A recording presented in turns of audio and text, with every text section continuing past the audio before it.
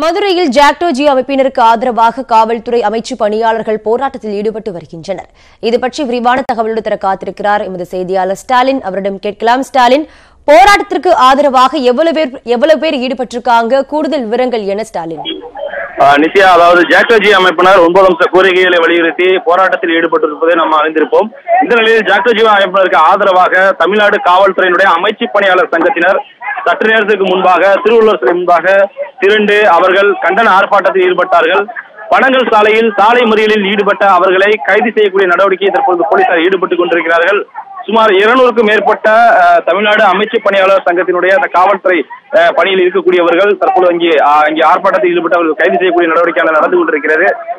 அவர்கள் ஜாக்டோ-ஜி அமைப்பினருக்கு ஆதரவாகவும் உடனடியாக அவர்களது கோரிக்கையை வலியுறுத்த வேண்டும், அவர்களுக்கு ஆதரவாக தாங்கள் 4வது நாளாக போராட்டத்தில் ஈடுபட்டுக் கொண்டிருப்பதாகவும் தொடர்ந்து அவர்களுக்கு ஆதரவாக போராட்டத்தில் ஈடுபட போவதாகவும் உடனடியாக அரசு ஜாக்டோ-ஜி அமைப்பினருடைய கோரிக்கைக்கு செவிசாய்க்க வேண்டும் என்கிற கோரிக்கையை சற்று நேரத்துக்கு முன்பாக மதுரை காவல்துறையினுடைய அந்த அமைச்சு பணியாளர் சங்கத்தினுடைய வெற்றிவேல் செய்தியாளரிடத்தில் தெரிவித்திருந்தார்.